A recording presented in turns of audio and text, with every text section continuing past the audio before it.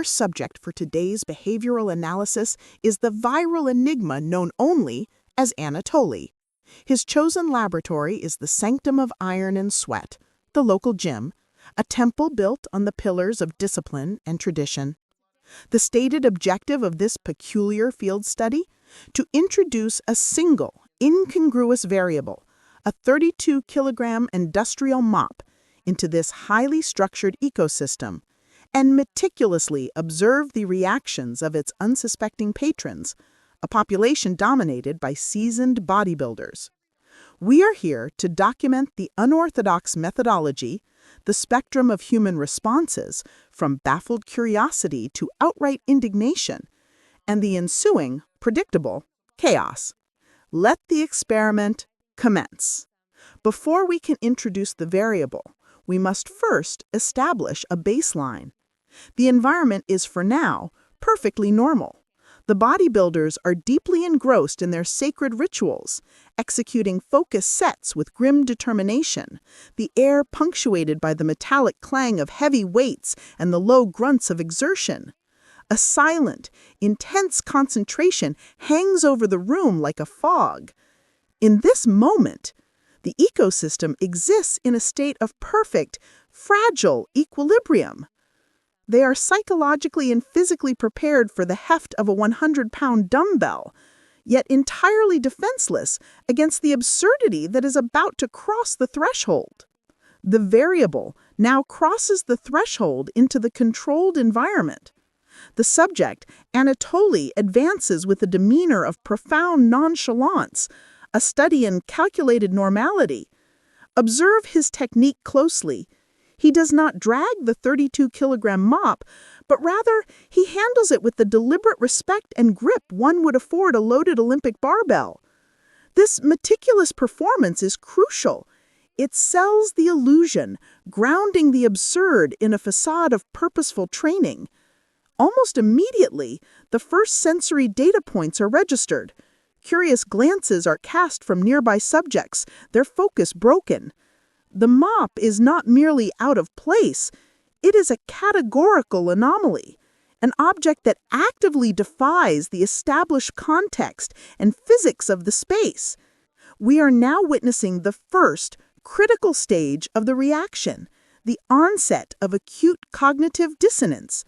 The bodybuilders' neural pathways, specialized circuits honed for decades to categorize barbells, dumbbells, and kettlebells, are experiencing a cascading system failure. The raw visual input of a mop clashes violently with the contextual data signaling sacred gym equipment, overloading the brain's classification system. This silent struggle is physically manifesting on their faces. Brows furrow deeply in a futile attempt to resolve the unsolvable paradox, and eyes narrow as if trying to bring a blurred reality into focus. It is a profound neurological civil war where the logical, analytical hemisphere is besieged by the stubborn, perceptual evidence provided by the occipital lobe. This internal conflict is not merely a prelude. It is the fundamental catalyst that will determine every subsequent reaction, from bewildered amusement to outright indignation. Anatoly now proceeds to the critical verification phase of his experiment. He transitions from passive carrier to active practitioner, commencing his sets. With solemn precision, he executes Romanian deadlifts, the mop's grimy head grazing the floor in a grotesque parody of the exercise. He then attempts upright rows, the long, unbalanced handle creating a chaotic pendulum effect.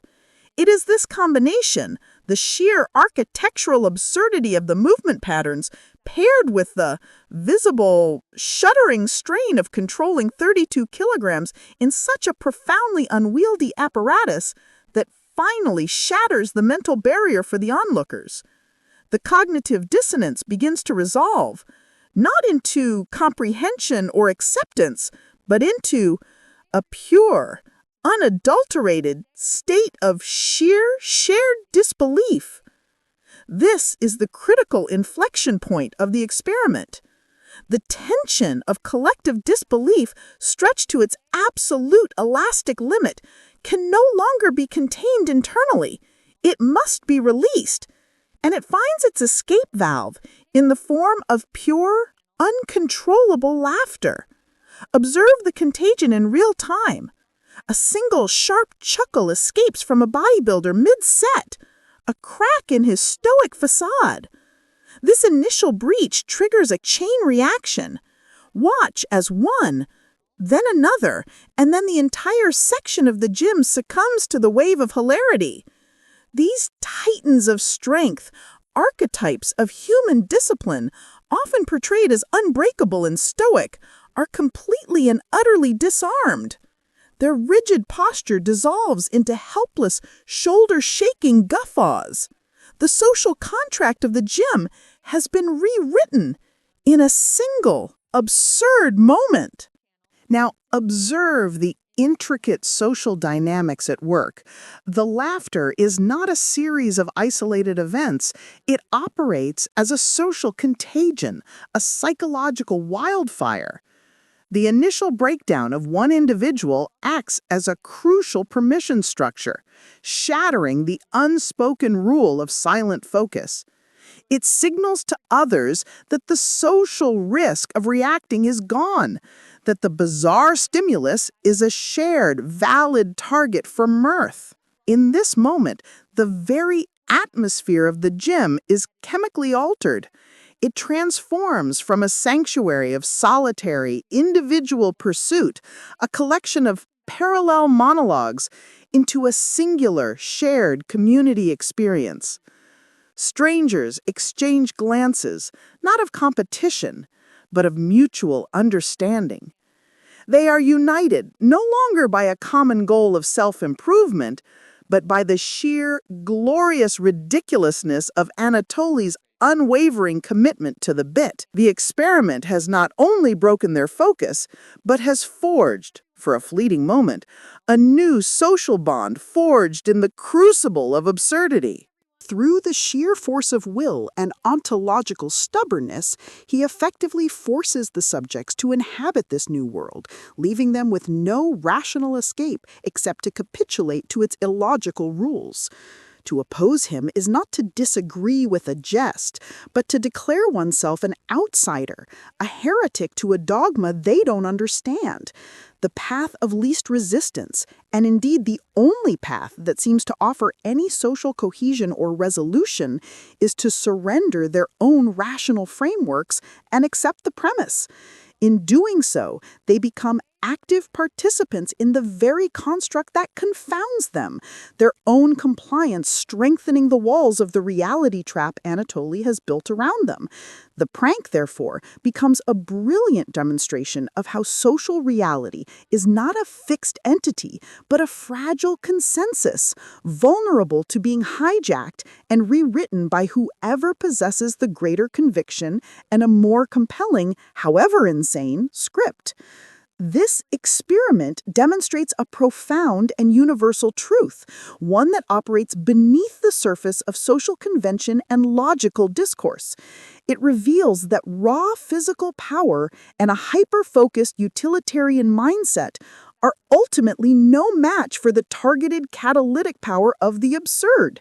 While discipline and strength forge the individual, it is the shared, unscripted moment of cognitive dissonance that forges a temporary but powerful community.